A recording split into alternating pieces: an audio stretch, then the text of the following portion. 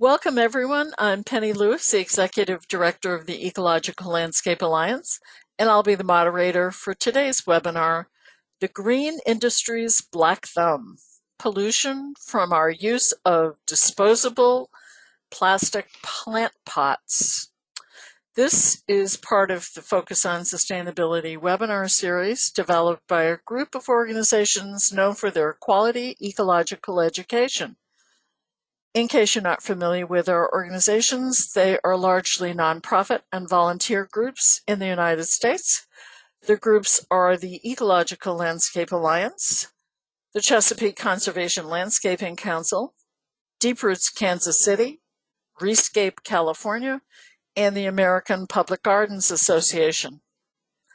And now I'd like to introduce our presenter, Marie Chieppo.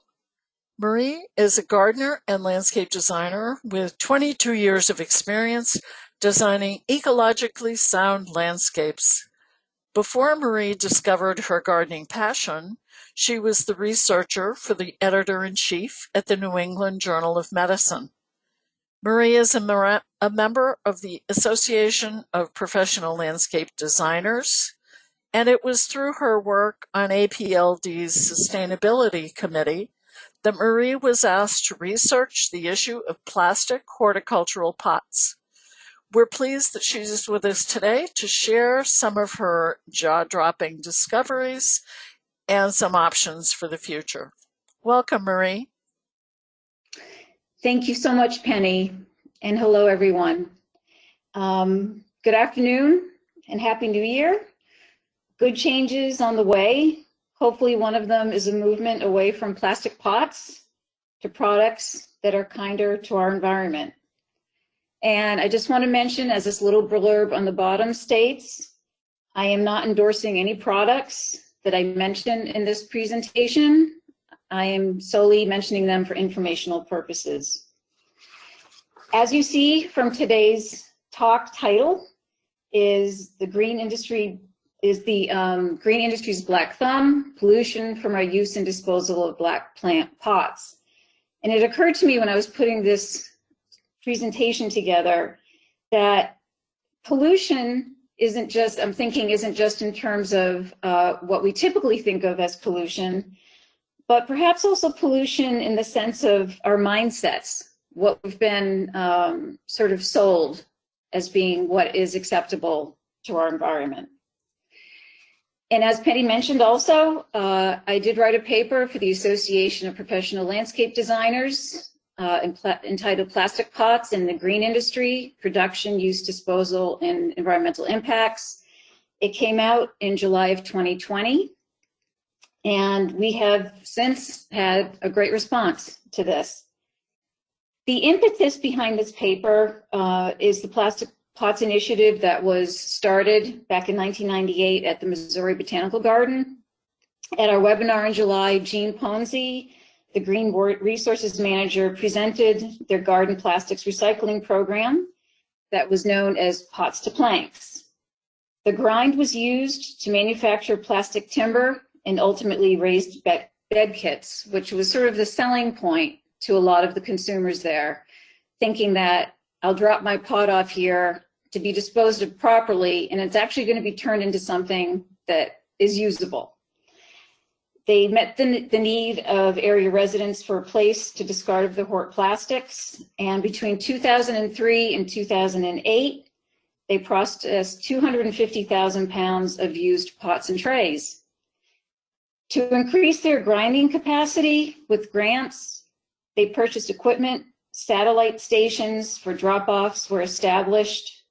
Then demand was so high that a recycling company ended up taking over the grinding material in 2017. We came into play, meaning APLD, when our interest was piqued by the efforts being made at the garden. And between the garden and the sustainability committee, we really wanted to get into the meat of this and find out why. Why is this such a problem?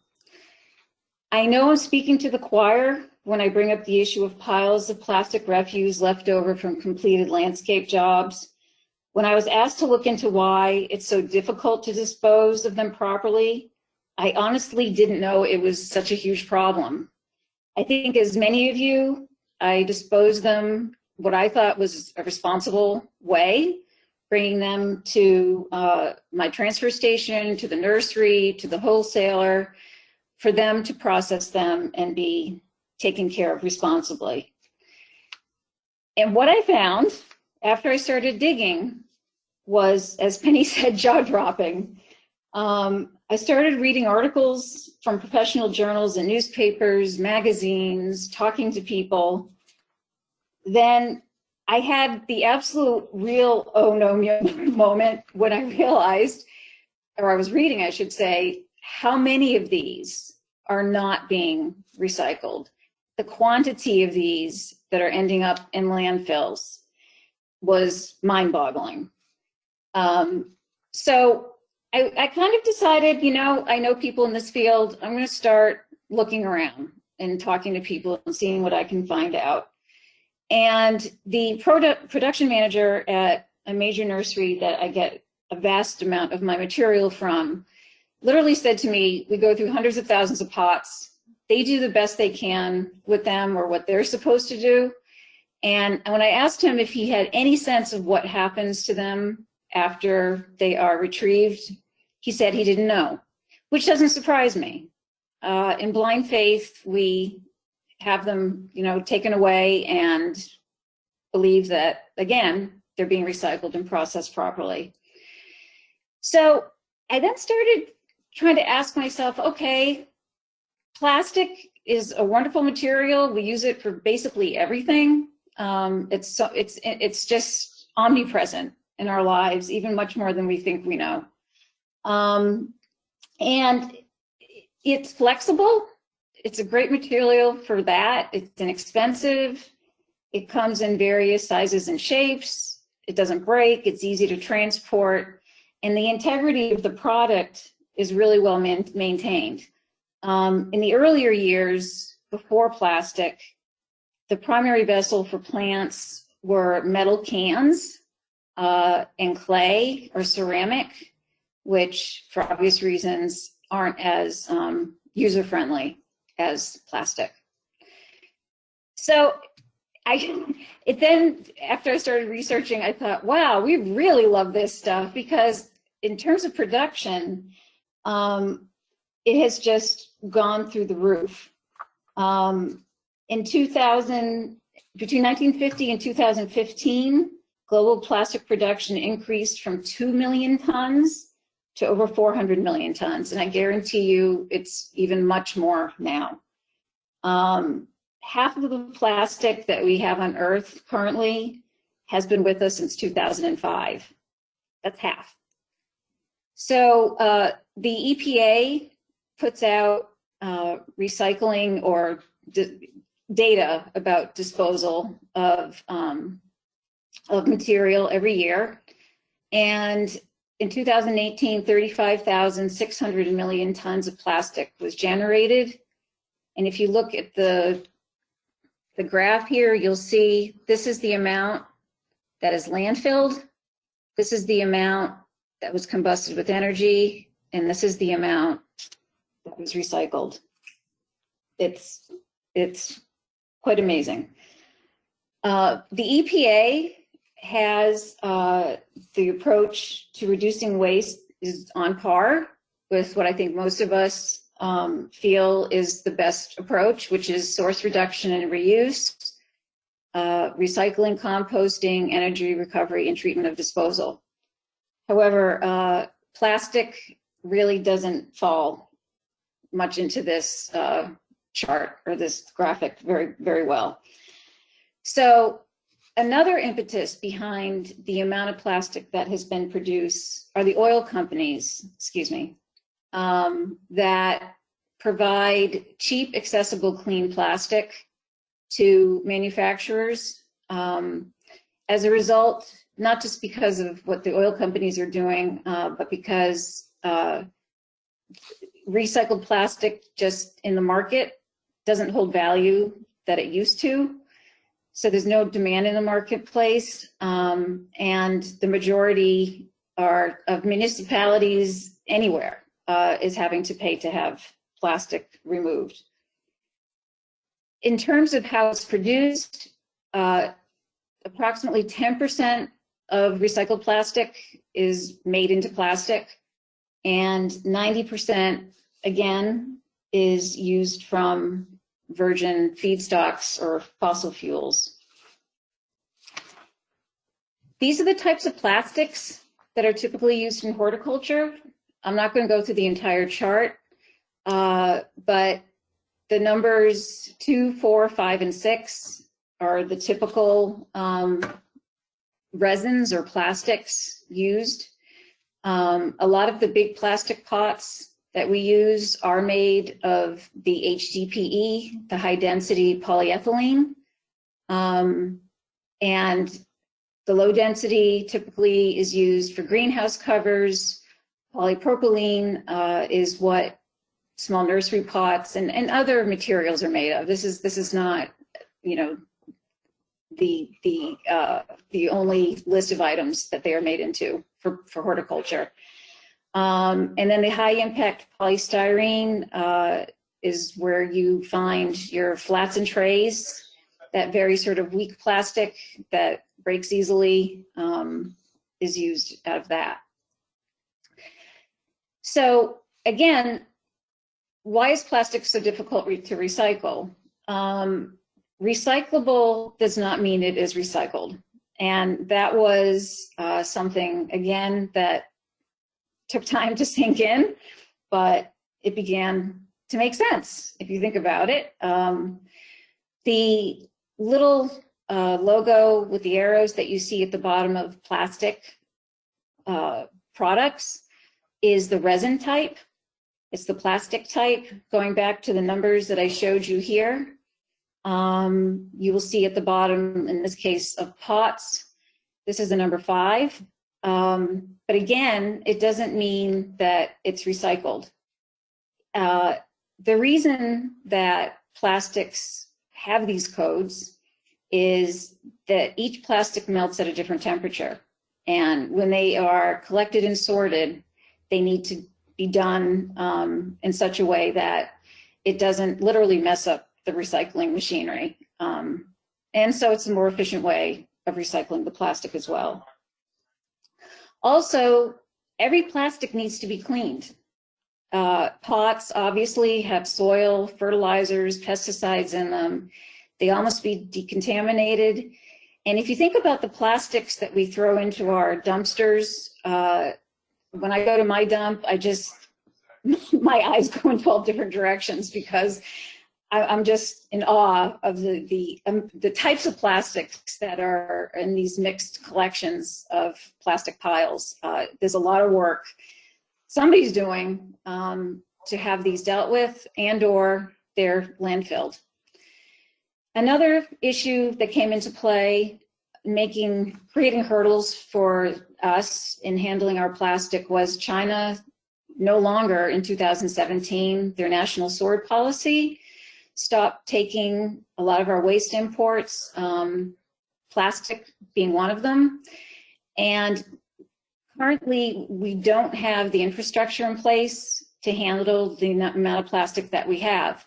We do export some to other countries. Unfortunately, these are poor countries. And people are sort of forced to work through plastic. But we also, as a result, have a limited access to facilities because there just aren't enough of them. And all plastics are not created equal. And like other materials such as glass or metal that can be recycled multiple times, there's a long chain of molecules that composes plastic, and most of it can only be recycled once or twice. This is not a long-lasting material. In the 1970s, and I actually picked this up from the Plastic Wars presentation that was done from Frontline, it was known that large-scale mixed dirty plastics couldn't be recycled. And again, I think back to us dumping all our plastics into our recycling bins, not, with the label on the bottom saying, well, this means this is recycled. Well, it actually means it's the resin type. And we just do not have the infrastructure in place to handle it or the equipment. So getting to our pots, I started thinking about, for example, somebody has an installation, and in one installation, you may have a combination of 200 mixed containers. All of these issues that are surrounding the 200 mixed containers come into play. Again, they all need to be cleaned, which is for a landscaper, for installer, whomever, is time consuming and expensive, as is the collection as well, because you again have a variety of plastic types, shapes and sizes. These resin codes that I have been talking about are difficult to find and to read. And transportation, whether it's your company or sending it off via another company, costs money. And that's an additional cost. And then of course we have the black plastic pots that, unbeknownst to me before all of this started, are not recyclable. Why? Well, it's composed, again, of different plastics. And as I said, the codes at the bottom indicate what type of plastic it is and where it should go in the recycling channel. A pot or material that is made of mixed plastics really has no identity. And to add to that, the optic readers in the recycling facilities cannot detect the carbon pigment. They cannot read black. So these are, I've seen it. These are taken off of the conveyor belt and tossed. So this is our industry standard. It started being used because black was great for warming up the soil temperature of plants. And, we created a monster. So how much plastic is used in horticulture and agriculture? This is a really tough number. As a matter of fact, in 2013, much credit goes to Jim Schroeder, who, between the USDA numbers and looking at the number of plants that are produced, came up with the figure of 1.66 billion pounds were used in 2013. And then in 1992, the US produced, for agricultural plastics, 52 million pounds, and 66% of that was devoted to containers. In terms of the environmental impacts, the manufacturing and disposal of plastic impacts our soil, it impacts our water, it impacts our air, and the side of the negative sides or impacts, health impacts are respiratory illnesses, cancer, problems with reproductive, neurological, and dermatological health, and others. I didn't put the whole list in, but this is indicative enough that it's unhealthy and it's a problem. So in terms of the manufacturing of the material, again, 90% comes from plastic virgin fossil feedstocks, which is digging up fossil fuels, which has negative environmental impacts. And then the greenhouse gases that are emitted during the manufacturing process. Disposal, again, on the other end, we have negative environmental impacts. We've all been hearing about the amount of plastic, that now exists in the ocean. These microplastics are created by the ocean's currents that break it up into these tiny, tiny particles that we are now learning are setting in the bottom of the ocean. Vertebrates are picking it up. It's ending up on the soil, on land. And then the leaching, if you think of a container or any plastic that's taking up to 500 years to break down, There's leaching of toxins and various chemicals into the soil. And again, with incineration, we're creating air pollutants once again.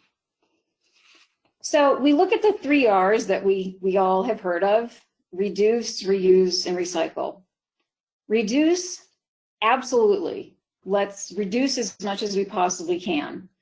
Reuse, I've spoken to people and I've had great responses, people saying, well, let's share them, let's trade, let's use them at garden sales and so forth. That's great, but on a commercial scale, that's not so easy. Recycle, it's very unlikely. When we talk about the amount that I mentioned, that's just not a realistic goal at this point.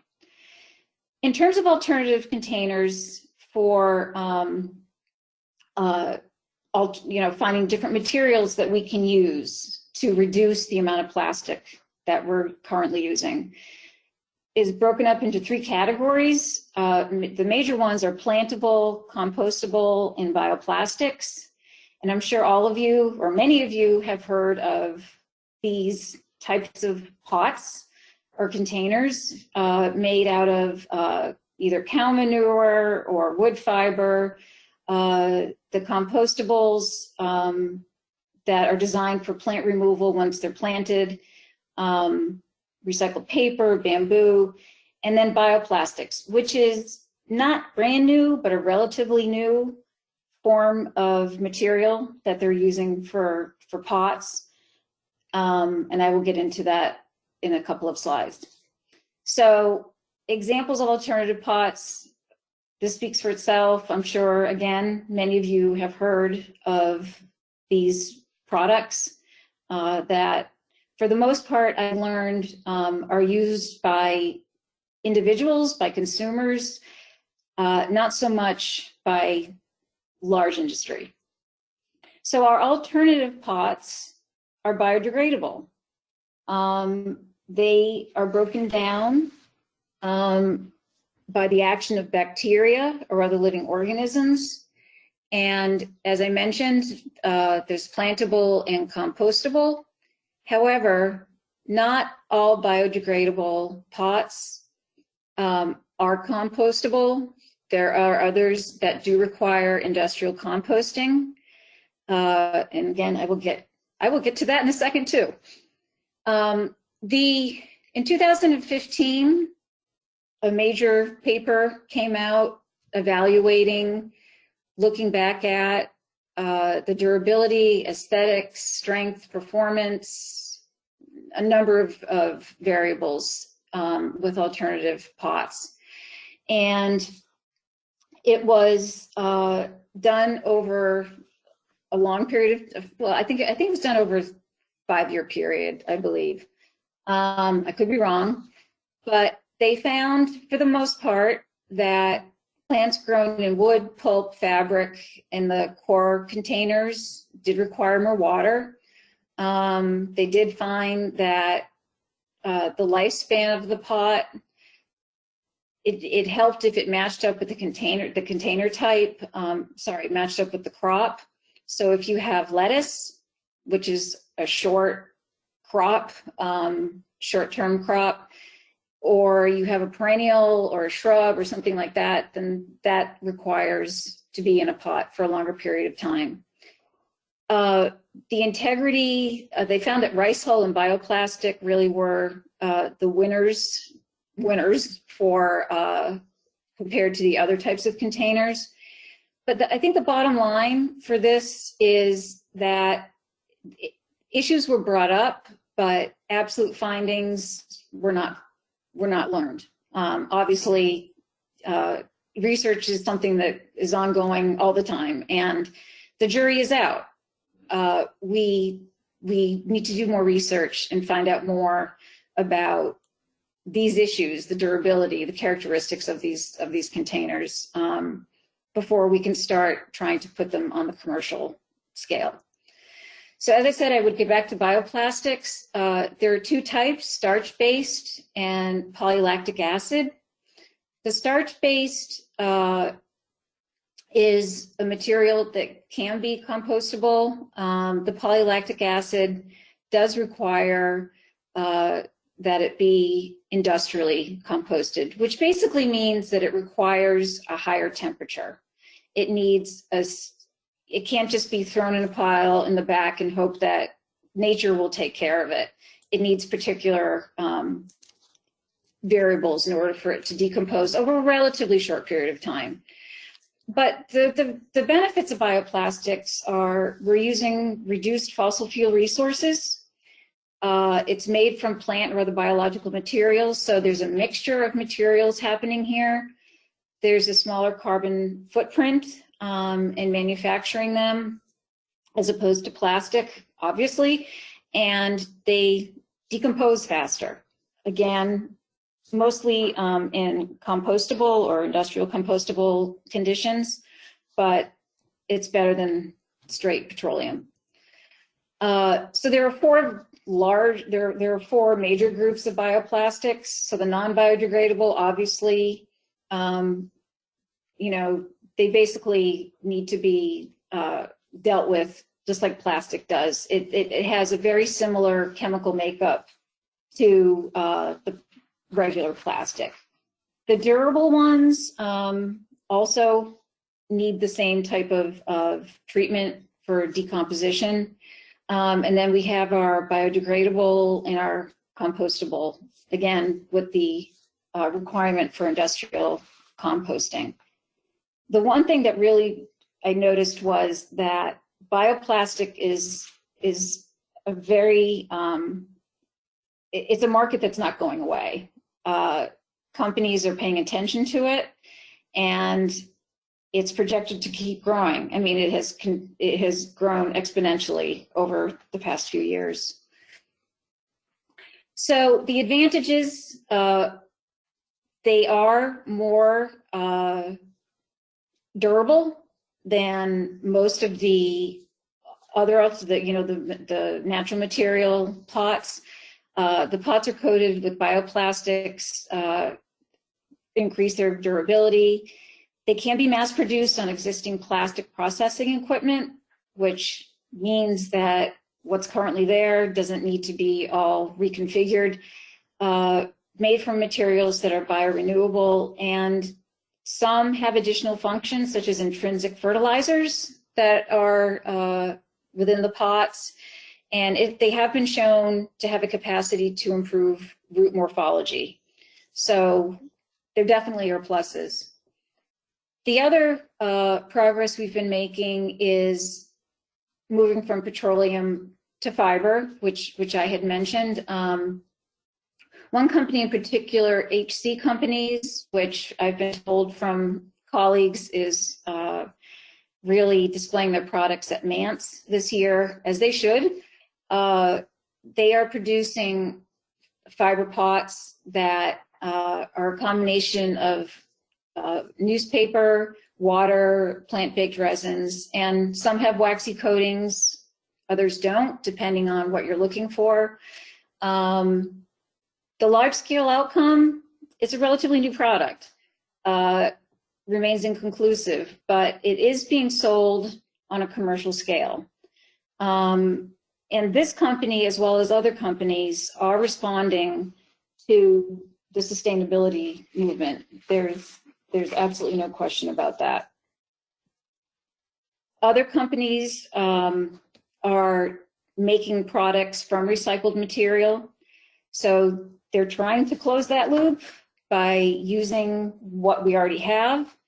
One company in particular, Bloom, I give them credit for this, taking the plastic that is now in the oceans. So they're doing a great job of removing it, breaking it up, grinding it, and making beautiful pots with it. However, these pots are not used on a commercial scale now, at least now. They are being used for the individual consumer. The UK is really running fast and forward with alternative pots, in Europe for the most part. A couple years ago, they came out with this pot called the taupe pot. And what they decided to do was to standardize the pot. So it's polypropylene, and it can be recycled and made into post-consumer resin products. It has one color. It comes in various sizes, but the standardization translates into a much easier ability to recycle this pot than the ones that are made from all the other different types of resins. Polypropylene is not known for being terribly durable, but in this case, it's okay because they have the machinery in place. They also have, it's a smaller country, and they're able to create a recycling system that is easier for people to use. In the United States, on this grand of a scale, this may be the future, I don't know, but their recycling system is much more streamlined than ours. And then we have companies that are creating pots for specific purposes. So biodegradable pots makes these cute little pots that are mainly used for propagation. They also are involved in hydroponics and aquaponics. So, you know, not only material, but also purpose.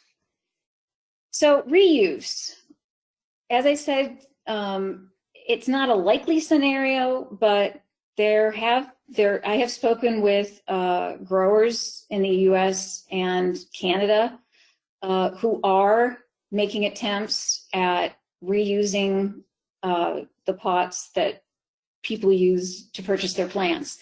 And they themselves are either going to the installations, and these are large growers, to the installations and having the pots returned, or they're having the installers return the pots, but they're seeing to it that their pots are being returned to them. And that's one option. The obvious also is reusing pots for weeding and transporting material, but we're talking about billions of pots here. We're not talking about something on a much smaller scale. So reuse, the idea is there. Again, people have said to me, oh, you know, we can reuse, and that's wonderful.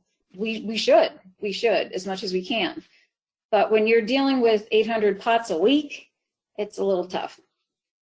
Recycling, as I've mentioned, the current infrastructure that we currently have in place is just not able to handle the amount of plastic that our country has, leave alone the pots. There is one company that I want to make a shout out to called East Jordan Plastics, based in Michigan. They have a program with big box stores such as Home Depot, where some of you may have noticed it, some of you may have not.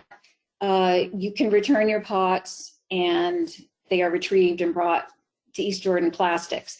The one caveat to that is I'm still not sure whether that's for it's impossible that it could be for Home Depot all across the country. When I've looked up the nurseries that have used East Jordan Plastics, they themselves are in Michigan. So, but I guess the lesson from this is if we can have more recycling companies doing this, that is one solution. You know, that's one piece of the puzzle that we can take into consideration and hope for. In new advances, the chemical companies are actually building properties, excuse me, to do more chemical recycling.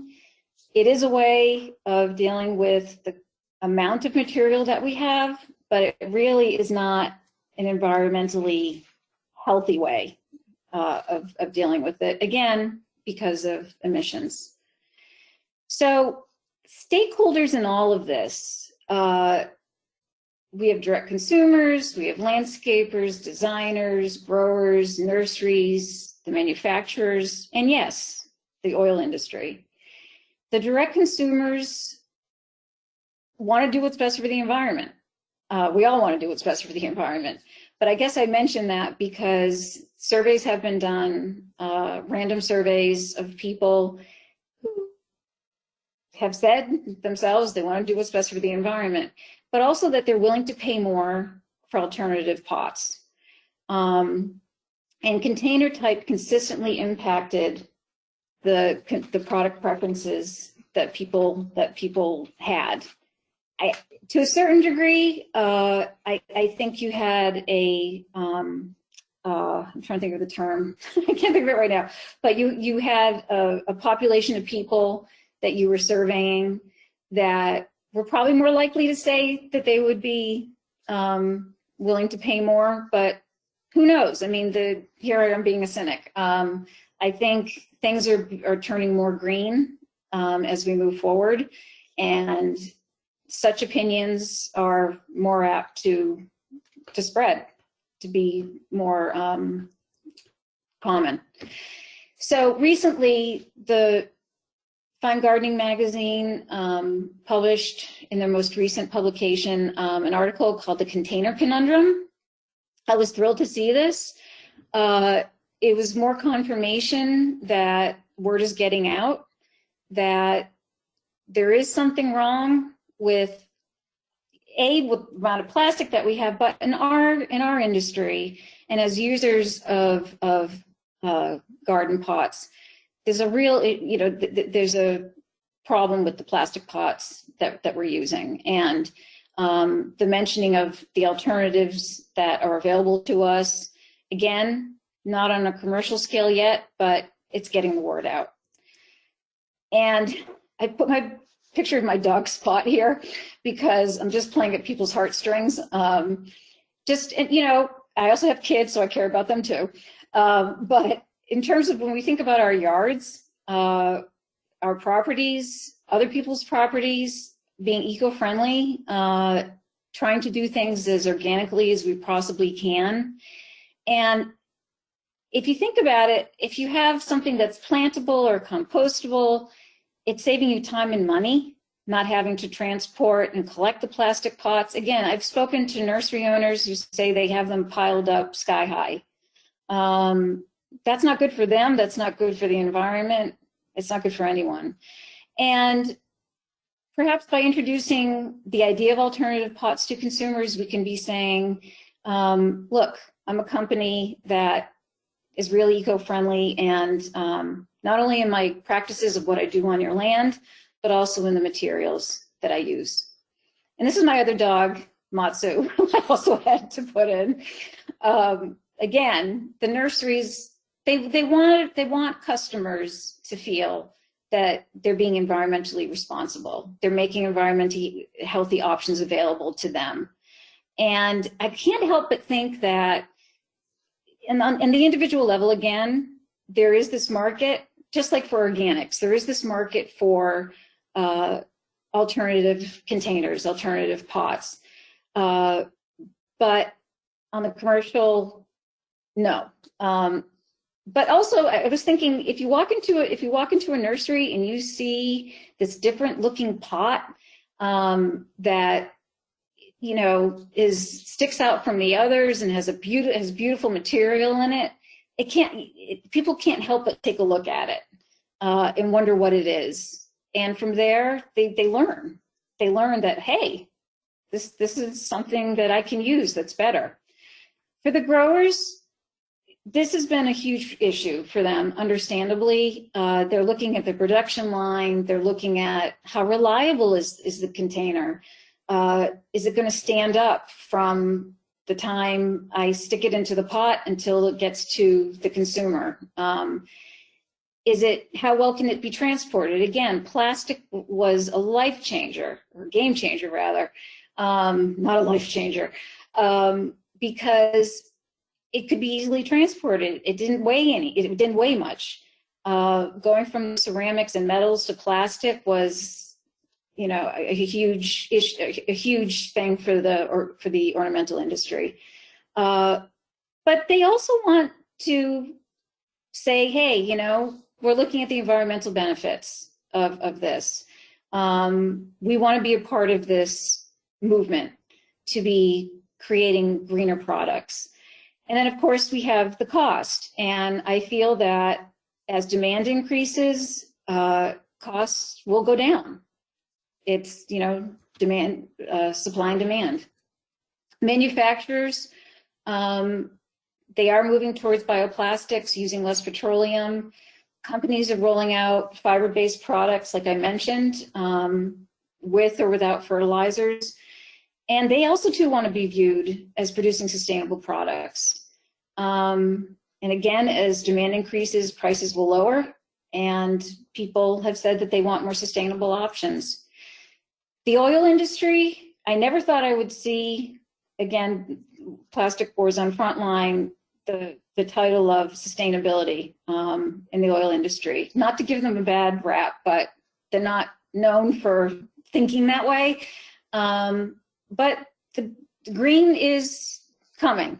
It has been, it's here, it has been here, but with changes on the way, I see it becoming even more with energy production and so forth. They do have a market in this, again, with the chemical recycling. ExxonMobil invested $8 million in scrap plastics feedstock that was launched by a chemical recycling company. If they in some way can be a part of this solution, amen. And the green industry, what can we be doing? So one thing the APLD is in the midst of is the creation of a campaign to find out how they can start getting this issue out there to the stakeholders, but amongst ourselves, of greater awareness that these numbers really do exist. These black plastic pots really are not getting recycled. Demand alternative pots.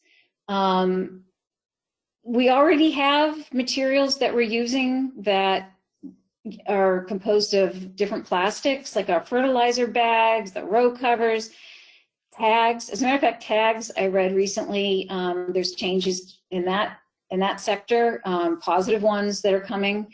So things are churning. Briefly, the horticultural industry, there was a survey done in 2017 of landscapers and landscape company owners and growers. And the bottom line to this survey was, not surprisingly, again, we're dealing on a commercial scale. They really didn't know much about alternative containers. They, when asked, were prompted with certain questions. A lot of the answers were, I don't know. I don't know. So further research is needed and education. When another survey that was done by BBC Gardeners to people asking who should be responsible to reduce plastic in gardening, naturally people went to manufacturers because they see them as being the creators of this material, 59% retailers and 41% gardeners. So we, meaning folks who work in the dirt, have, you know, we have a place on the table for sure. So again, the new market that I'm seeing is investment in new recycling facilities. There's more green thinking coming, recycling post-consumer resins using fewer emissions. They have shown then this creation of new plastics, which I thought was phenomenal. And investors, again, are reclaiming the post-consumer resin sector. There are companies that are creating businesses based on the leftovers that we have. And with COVID this past year, I'm sure many of you, like I, had plenty of folks calling and saying, hey, I have this backyard, I want to do something with it, I really appreciate it now. The sales from in the spring were shown to have increased 12.1%. There had been a drop in the market for a period of time, but I only see it increasing as it did here. People are going to be gardening more, and people are going to have an increased awareness, even more so, of environmental issues. And one thing that really struck me was a lot of people are they're going back to the victory gardens. They want to create their own food. They want more edibles. And with that, they're going to want containers that they feel are healthier, that aren't going to be potentially leaching chemicals into their products. And again, money is being invested in green. So this is how you can contact me. Please feel free to ask me after this any questions you may have. Ask about resources, where I obtained material from. For a copy of the paper, you can go to apld.org and just click on the sustainability category, and this paper will pop up in its full text. I did mention one article, Moving Towards Sustainability with Alternative Containers. I couldn't fit the entire title in, but this was the paper that discussed the differences of the various alternative containers, which had better durability, which needed more water, required more water, and so forth.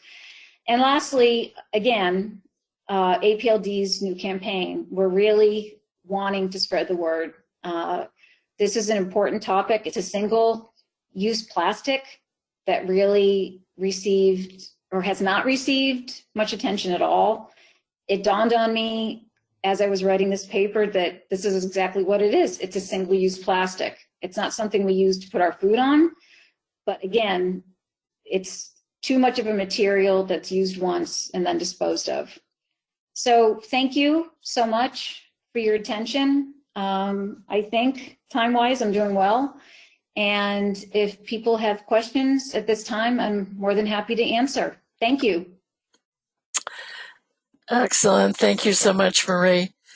So several people asked you to clarify points made in the beginning. So none of the black plastic pots are recycled, correct? And that's because the optical readers can't read them? And that extends to anything black should not be recycled? So it's not that it's just only anything black. They cannot read black. I believe that with other black material, they're not necessarily, and this isn't, so I'm not a chemical engineer, so I'm not sure how that applies across the board of the market of every plastic product that's out there. But the issue with the pots themselves is not only can the optical readers not read the black, they can't identify it.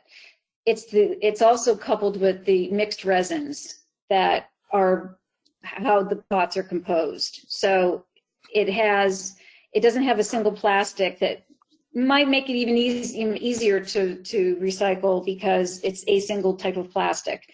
It's like a plastic waste dump of different resins that even if perhaps the machine was able to identify the color, it would just be much more complicated to recycle. Very good, thank you. We have comments about bioplastics being potentially strong field of enterprise, and the largest manufacturer, PLA, NatureWorks, is in the U.S. and a subsidiary of Cargill. Excuse me. Do you have more information about how this is going to help and be part of the solution? Specific to those groups, no. In terms of the material, it's a part of the solution in that it's using much less petroleum. It's combined, so it's the lesser of the two evils, basically. It's combined with renewable material. So it can be biodegraded because it does have the renewable material in it, and it has a small bit of plastic to provide it with durability. But it won't just be discarded. It won't just go into a landfill, we hope, because it has plastic in it. It's sort of a middle ground. And I do see, and others do see it as being a future product, more close, sooner than later. Well, that's good news. Can you comment or give us resources for where we could look further into the industrial composting pot solutions, where we can follow the upcoming research? There's the, let's see, I'm just trying to think. The bioplastics industry, I'm just trying to think of organizations. The EPA certainly would. There are different groups that, let me just think for a second. If I can look that up and somehow get back to people on that. I mean, there are, so for example, HC companies, one of their products is a bioplastic. I know that they do industrial composting, but they are hard to get in touch with. I can find out. I have gone through so many papers in my brain. Right now, I can't think, other than the EPA, of a single party. The Eastern Recycling Council may very well have something. I've been in contact with those folks. There's also CalCycle, which is a group based out in California. Greenpeace may very well have information on it. But I can look into specifics if people like. All right, thank you. Do you have information about whether the East Jordan Company model is being replicated in other communities? So we looked into that. I don't have a name on the top, off the top of my head. I do know there are other, there certainly are other agricultural recycling companies. What I found more was were companies that deal with plastic film. So they have machines that do that wash the plastic film and the covers and so forth. There are companies in the country that exist. Other names I can't think off the top of my head, but we need more of them. They're just, again, there's just so much of it, and I haven't done the math to figure out how many we would need to fit that need. But East Jordan Plastics may know. They may know. All right, very good. Do you see one solution being widespread legislation that places the cost of recycling and waste management and remediation directly on the producers? This individual thinks that Maine has recently passed such a bill. Yes, so I actually had a slide on legal issues, and I decided to delete it because it was a little bit too dense. So the, gosh, what is it called now? Consumer responsibility, EPR, extended product responsibility is what it's known as. And Europe and Canada currently does have it in place. It's an option. However, they have found it, at least in Canada, I can't speak so much for Europe, but they have found it to have its own issues. Sometimes the money doesn't go where it needs to go for maintenance or for updating recycling facilities or for recycling efforts. It's something that there is a bill pending right now for EPR in relation to paper and plastic packaging, which is interesting because containers do fall under the category of packaging because they are products that are typically used within the same year that they're generated. So, and also Europe now has their single-use plastics ban in effect. So legally, yes, I mean, there are options. I chose not to go into it too much, but they're on the table. They're on the table. And I'm aware of the one in Maine, and I hope they're the seed that starts another option to get recycling up and moving again.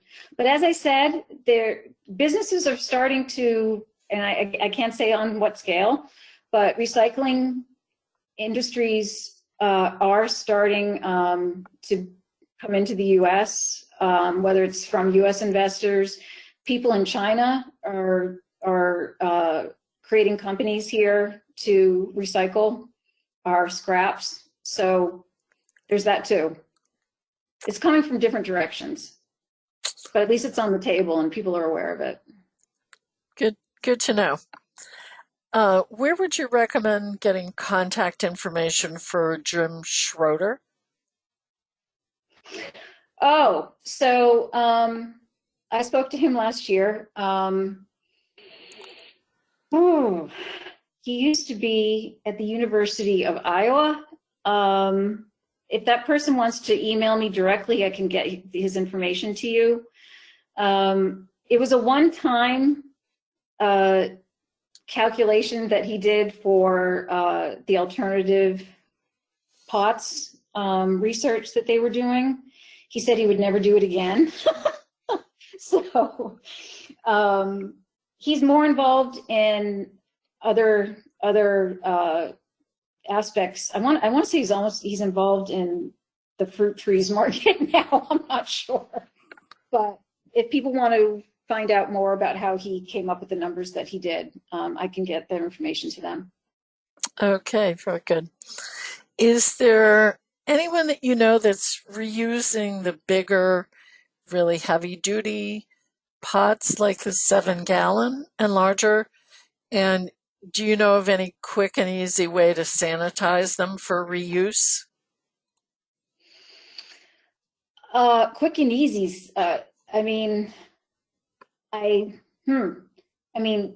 to remove the pesticides, I'm not 100% sure, but good old soap and water is what comes to mind to clean them. I always then am concerned about the runoff from that, but yeah, if it means you're going to use it, clean it I actually dig up plants from my own garden and I give them to friends using those pots, and they give them back to me, and I just keep giving more plants to people. So, but on a large scale, again, the growers that I spoke to in Canada, they are reusing them as pots to put their material into and sell.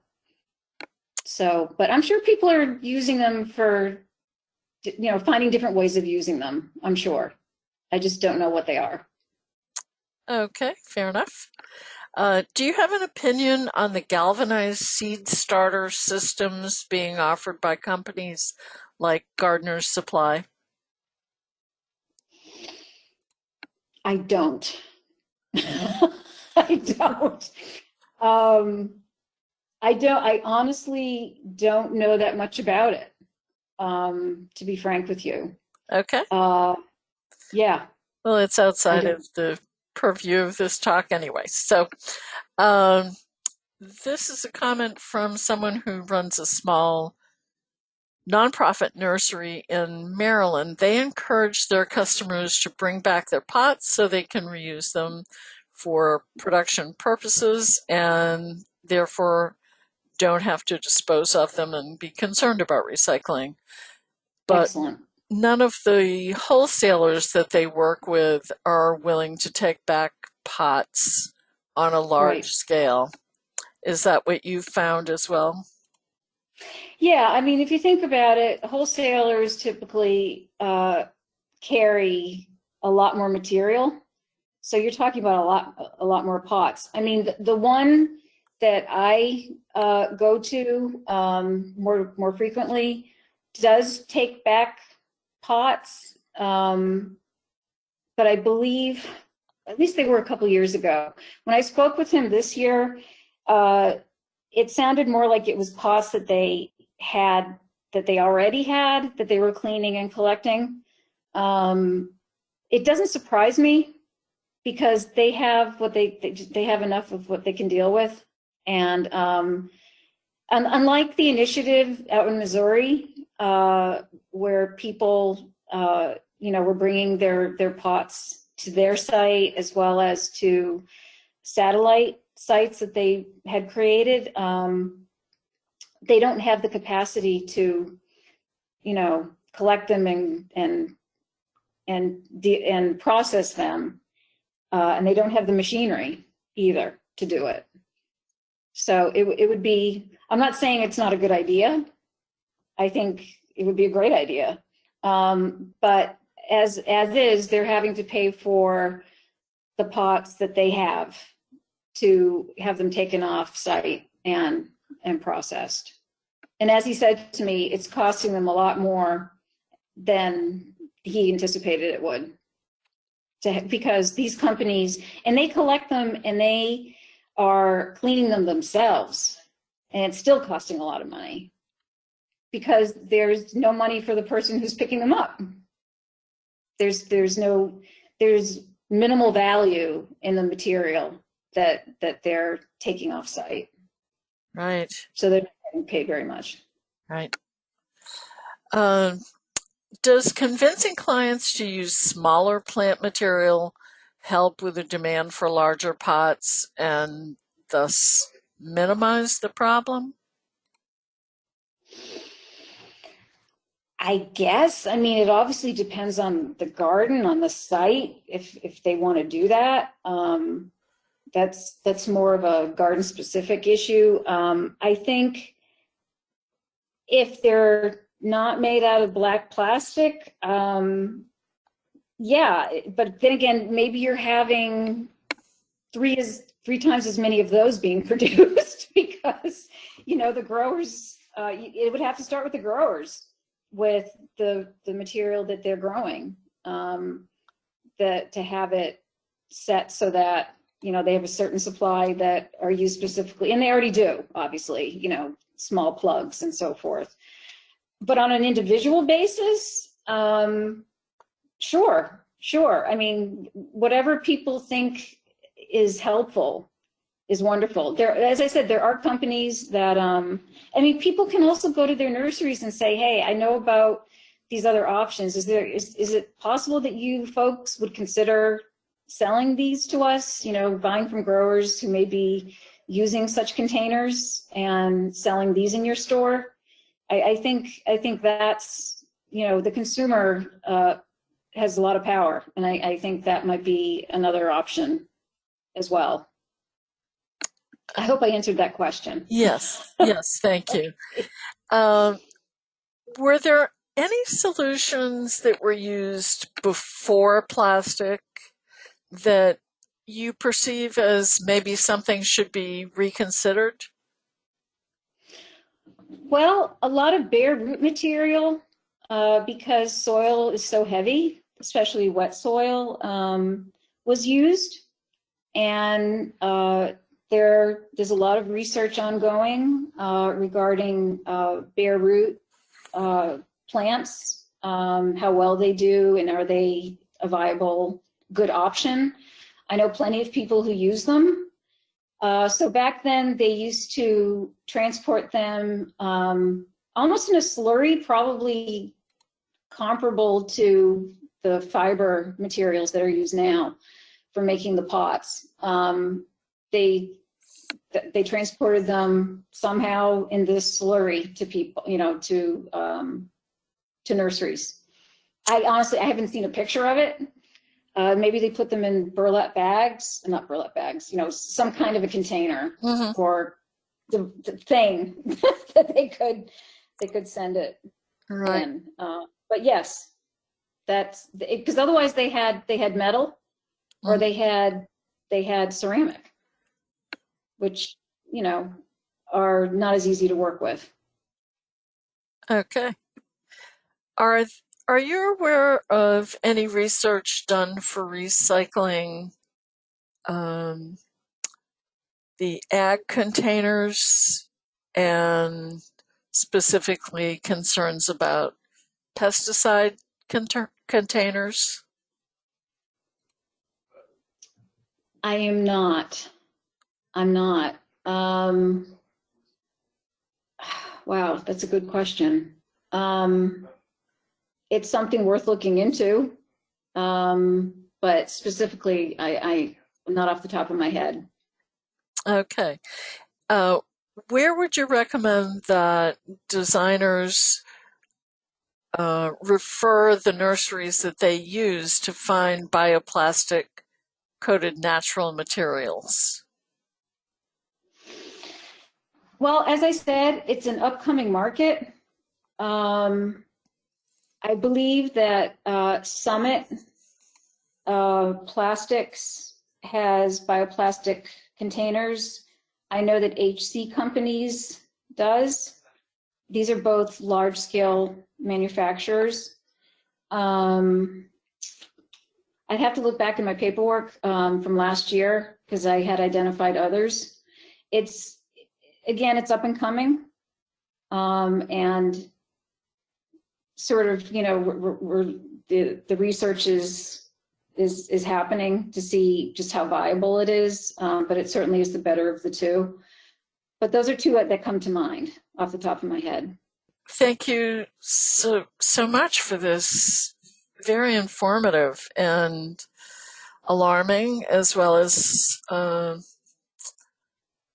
providing some optimism for what we might do now that we are all becoming aware of this problem. So thank you, Marie. You're very welcome.